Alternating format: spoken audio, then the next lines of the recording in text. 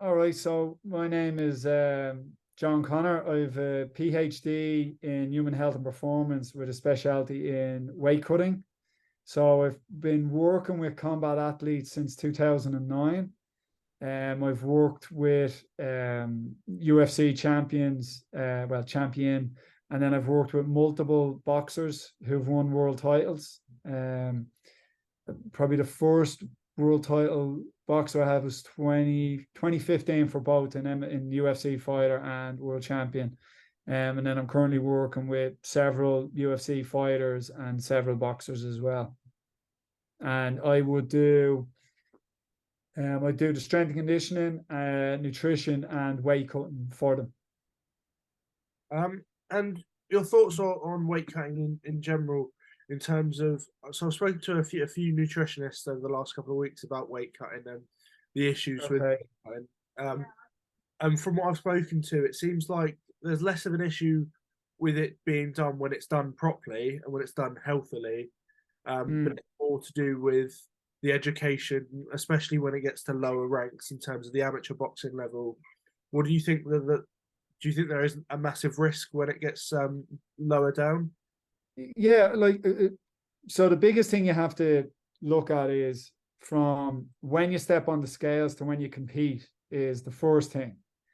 So say, for instance, I do competitions in jiu-jitsu, and there could be 5 minutes from when you weigh in to when you compete. So you don't want to do any type of weight cutting. The only thing you want to do is diet to your weight. Amateur boxing then is sort of something, would be the next kind of level, where it's you weigh in the morning of competition, then you could be competing a few hours later. All right. So then, like, I've had lads in the amateurs in Ireland weigh in at 8 a.m., fight at 10 a.m. So you only want to be dropping, depending on the person, 1 to 3%. That's it. So you diet to weight, and then your weight cut is basically a bit of glycogen restriction, a bit of water restriction. And then if you're a boxer, say, and the same in MMA, if you do a multi-day tournament where you have to weigh in several times and fight, again, it's that 1 to 3%. 3% might be a one-off thing. And then if you're weighing in the morning and competing very late in the day, you could do 3-4%. And then when it gets into the professional ranks and it's the day before, so say, for instance, recently I had a guy weigh in at 10 a.m. on a Friday, fight 10 p.m. on a Saturday. So that's literally 36 hours from when he weighs in to when he competes. So you can do 8 to 12% in a male with that. Females, you tend to do less. And one of the reasons for that is females, on average, tend to have less sweat glands than men. So they're not able to get as much fluid out of the system. It takes more effort. So with females, I tend to go 6.5% to 10%. Now, let me clarify those percentages. So if you're weighing in on a Friday, fighting on a Saturday, the previous Saturday is the 6 to 10%. So just say, for argument's sake, we'll use easy numbers. If you're fighting at 60 kilos, 10% is 66. So you have to be 66. That's the kind of upper limit. Now, that 66 kilos or 10% is fully hydrated. Ideally eating at maintenance calories for a few weeks, like 2 to 3 weeks minimum. Longer is better. And having plenty of carbohydrates within that as well. So that's very different to if you're in a very depleted state. So some people might hit that number, but they could be on a keto diet, so extremely low carbohydrates. We like to measure hydration levels with our guys to make sure that they're actually hydrated enough, and we figure that out for them. Everyone's going to be slightly different. So we'll do that for them. And so, as I said, they're waking up the Saturday before a Friday weigh-in, fully hydrated, hopefully eat maintenance calories and eating plenty of carbs as well. Because the big thing you're going to get is where the drop comes from are your fluid levels and your glycogen stores. So if they're low to start with, then you're just taking more out of a person. And sorry, that was a lot of talking there. this is what we're here for. And you say the depleted levels. When you get into the point of the depleted levels, when you're in that weight cutting state, you've done a lot of research on how to reload and rehydrate. What are sort of the key points when you're trying to rehydrate and reload after the weigh? So, and again, so I'll go off your professional boxing, professional MMA day before weigh-ins. So what you want to do is whatever weight you wake up at on the Thursday morning and your weigh-in. So just say, for argument's sake, again, we'll use that 60 kilos. Say, for instance, you wake up at 63 kilos on the Thursday. So between, depleting your glycogen, taking out a few other things, you drop 3 kilos.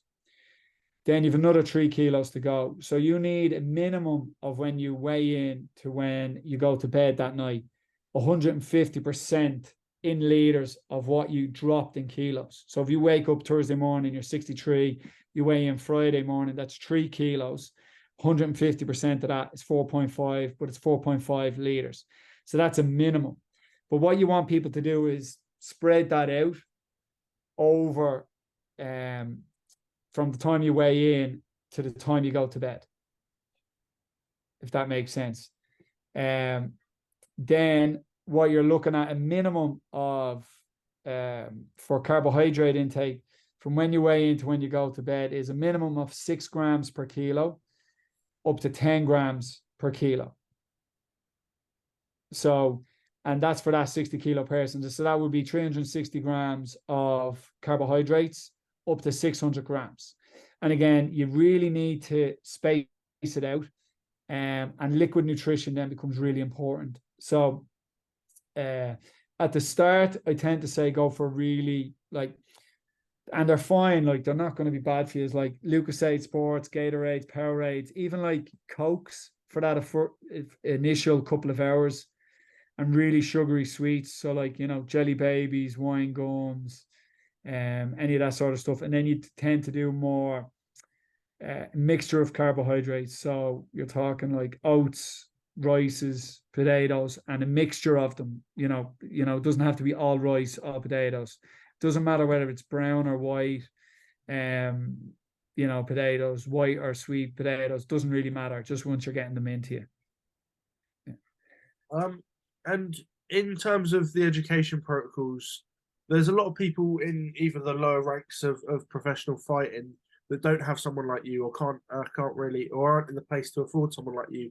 What do you believe that some of the organisations, do you reckon they should put in some education or put in some help for these fighters? Yeah, I think it's naive to think people aren't going to do it.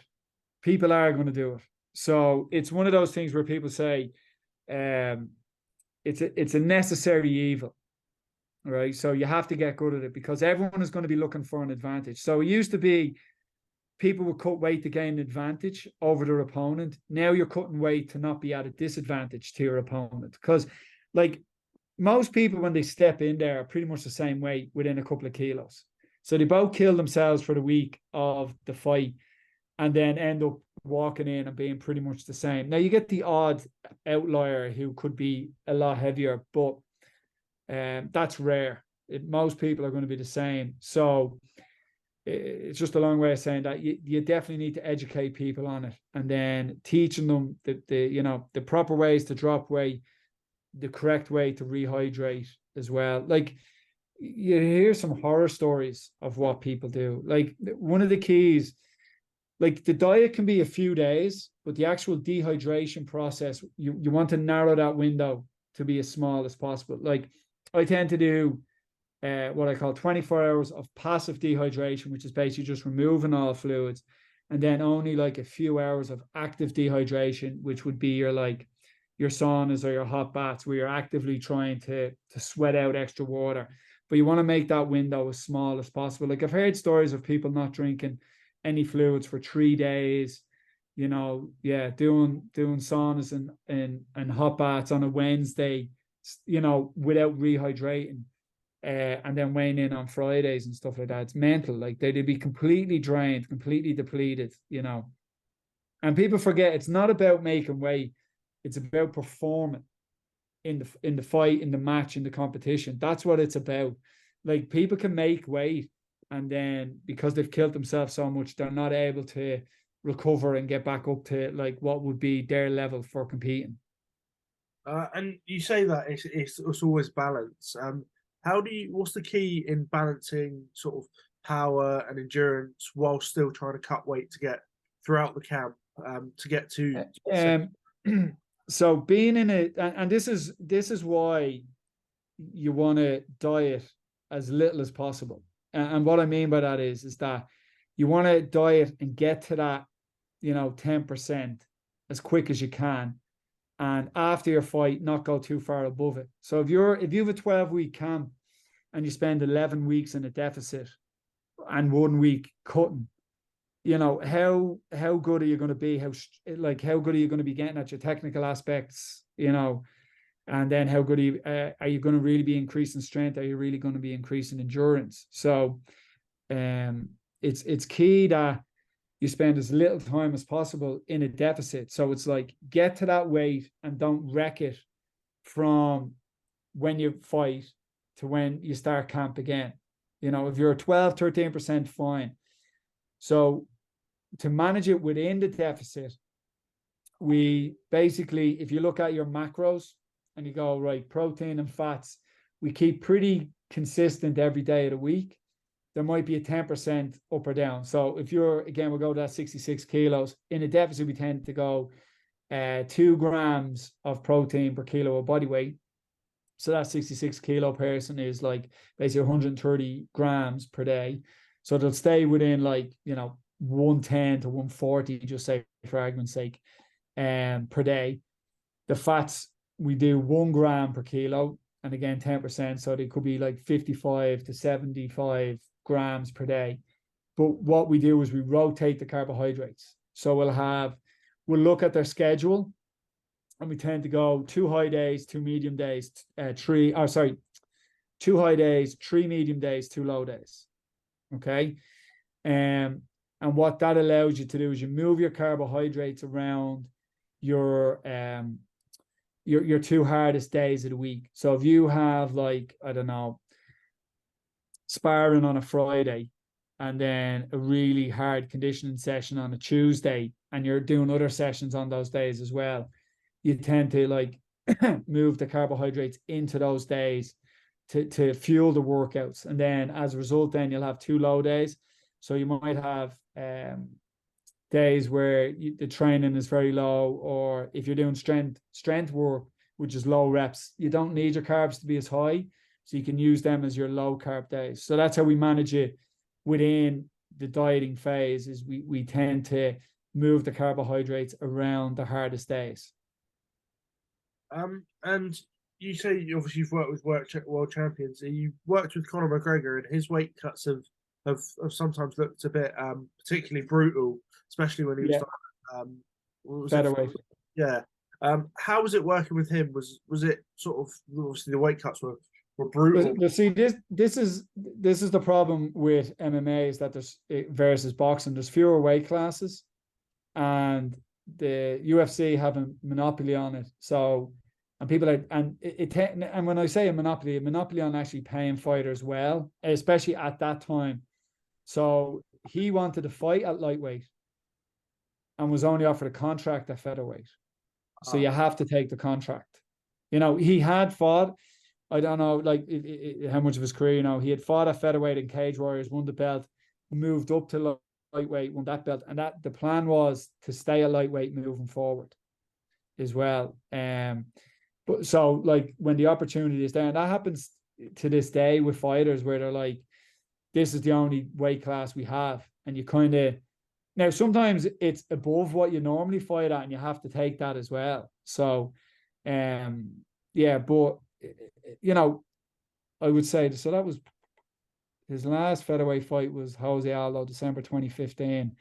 Yeah. So compared to what we do now, if I was compared to what we do now as we're at black belt level, that was like high blue belt level in the jiu-jitsu terms. So we've learned so much and made the process way better. So as I said, he spent a lot of time cutting fluids, and you could see it in him.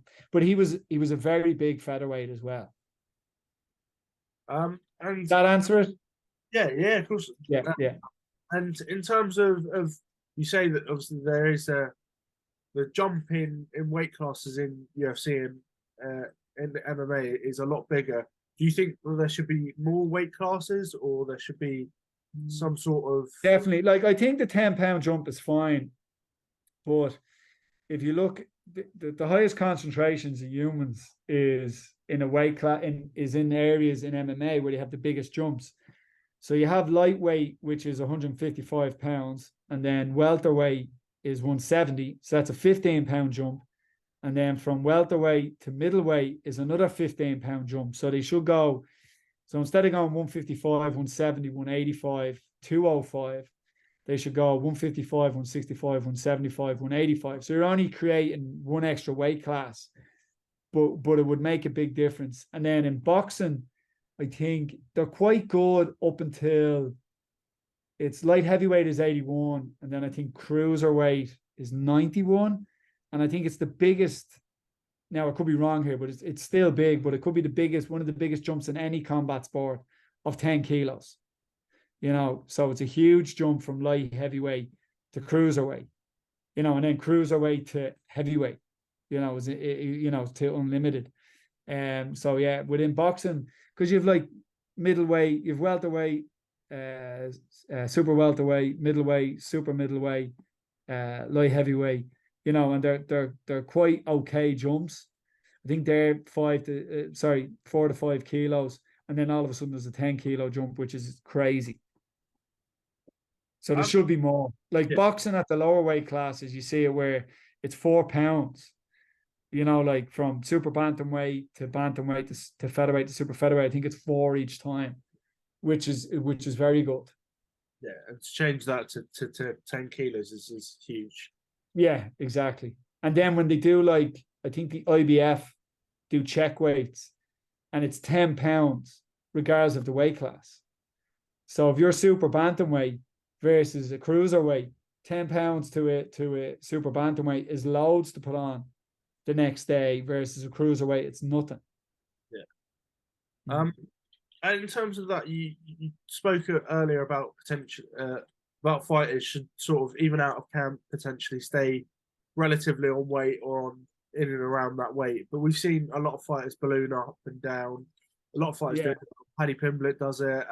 Ricky Hatton used to be quite known for it. How do you think that can impact performance overall? Because a lot of when they were younger, fighting amateurs or lower pro ranks, would stay sort of in camp pretty much all the time to give themselves the best opportunity. But as soon as you get higher ups, the matches or the fights start to spread out a bit more. Yeah, it's definitely going to negatively affect you.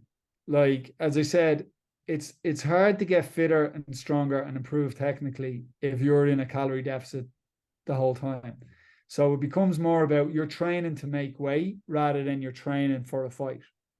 Now again, to do a few weeks in a deficit is okay. It'd be better not to. Like, there's a few guys, like you're talking about McGregor. McGregor never got above that.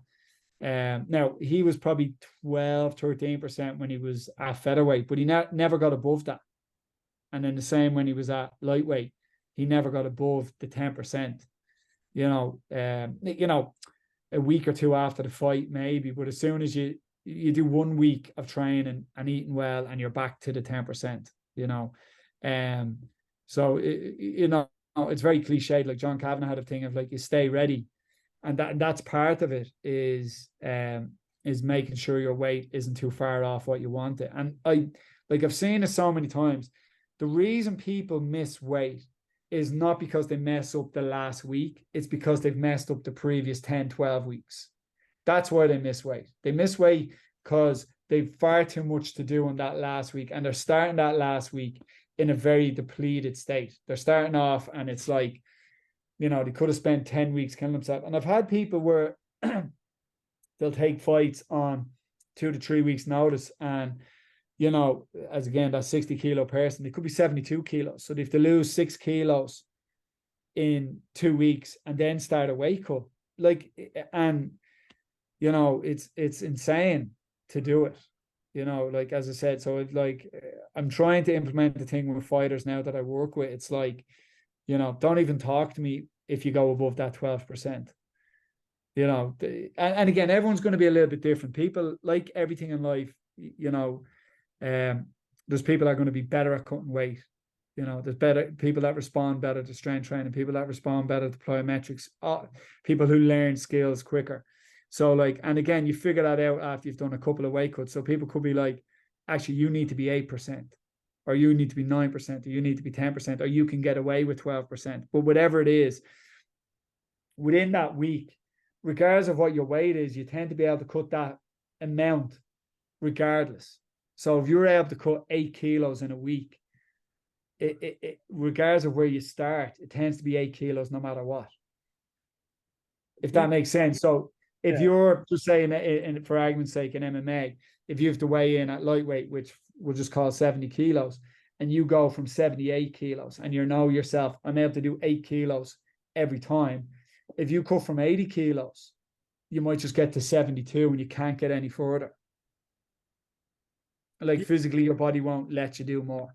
Yeah. Do you think that that's the way that weight cutting and weight training in general is going? You get all this scientific information in terms of the body now. You can sort of, as you said, hydration tests.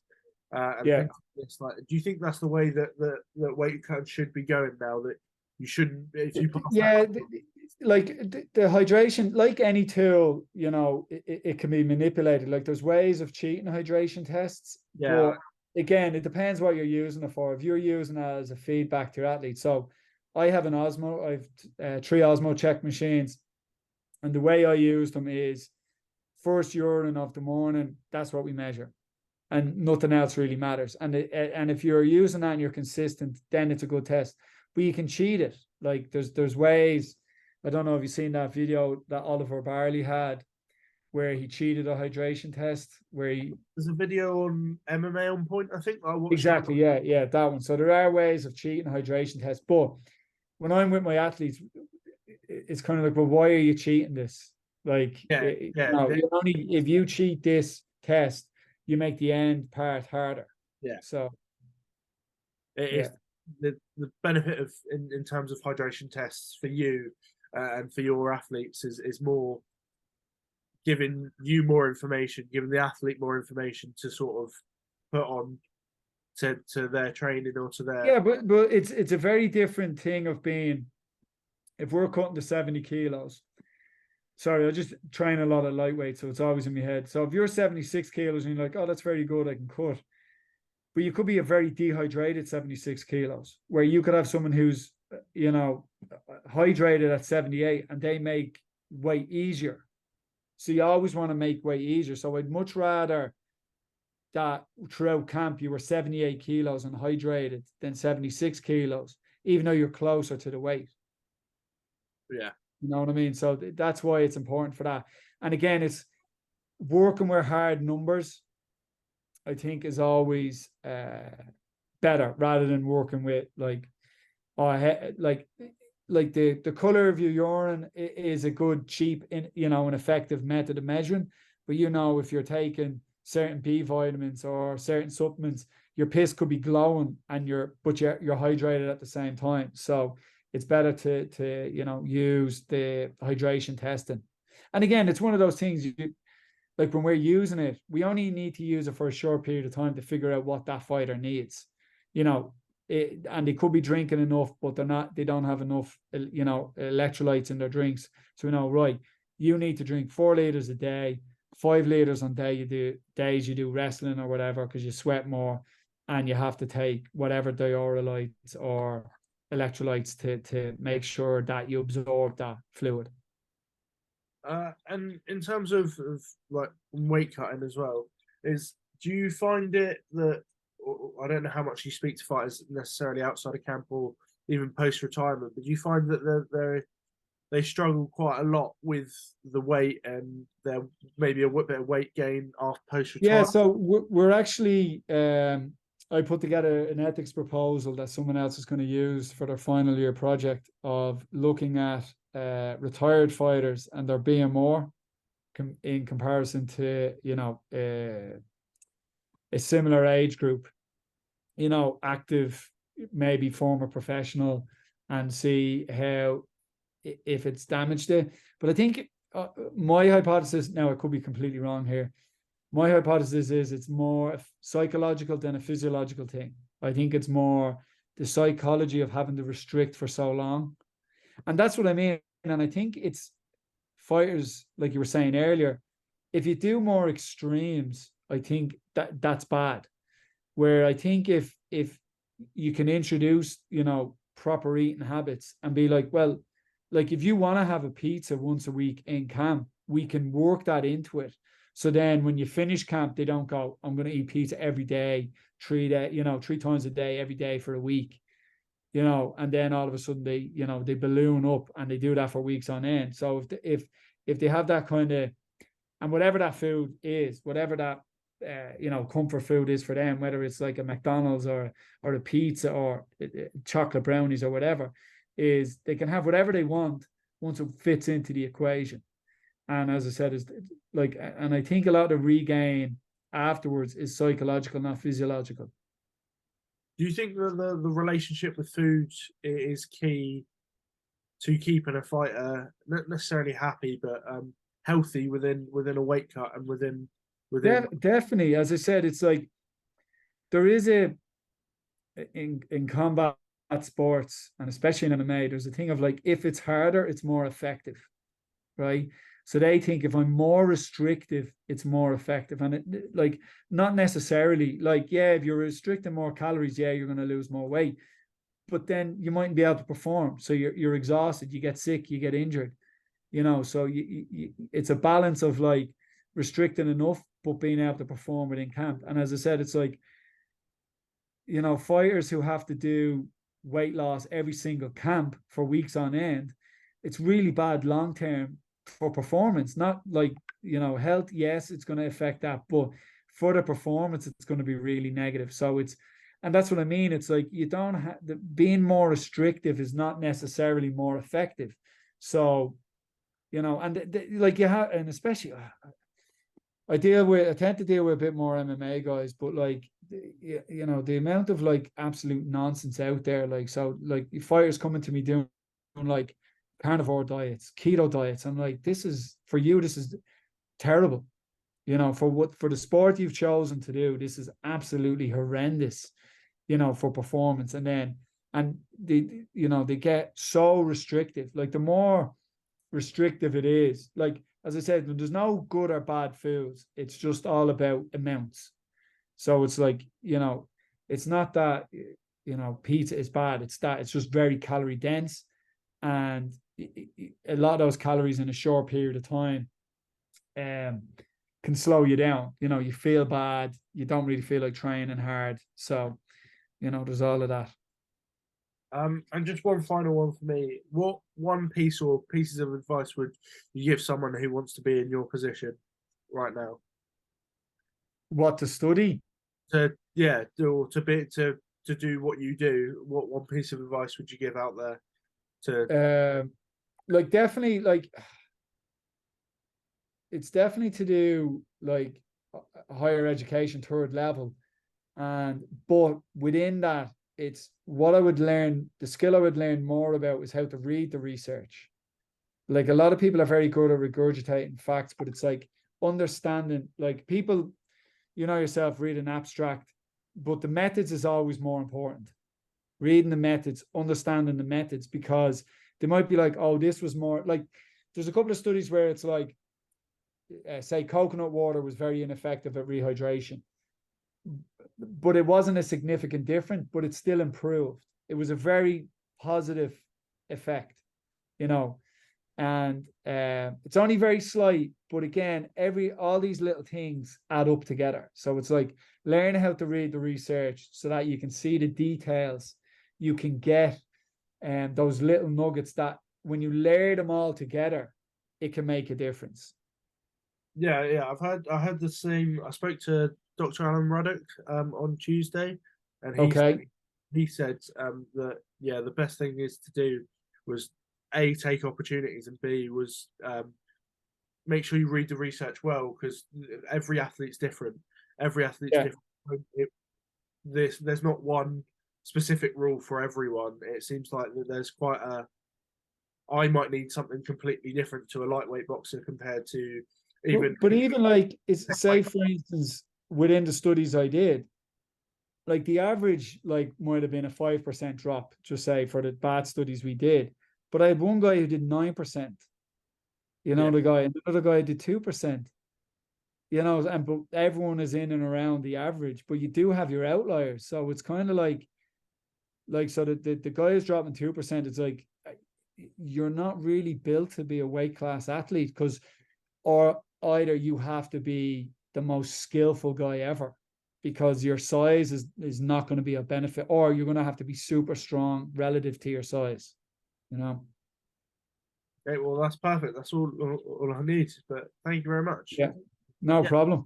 It's genuinely been lovely talking to you. It's nice to get a sort of idea of, from a fan's perspective, of how the weight cut happens and the benefits of it, and the trials and tribulations that people go through. But again, it's like with the weight cut as well, there is practice makes perfect for the athletes as well, and it's trust in the process. And there are certain things you do, like how long the diet lasts is very individual. Like some guys, for the diet we do for that week, can be 4 days. For other guys, it's 2 days. And that's a bit of trial and error as well with how we do that. And then whether you use hot baths or saunas can be personal preference. Like, I think, like, physiologically, a bath can be easier because your head is out of water, your head is not being heated. But some guys find being in the bath, they're trapped. Yeah. Where other guys like being in the sauna because they can move around, they can stretch, they can, you know, because a lot of these guys are pleading like they have ADHD, especially the smaller weight class fellas. They just bounce around the whole time. So, you know, it's not that one is better than the other, but it's like some guys just prefer this versus the other, and there's a bit of trial and error with that as well. Yeah, it's finding out what works for each different person. For them, yeah.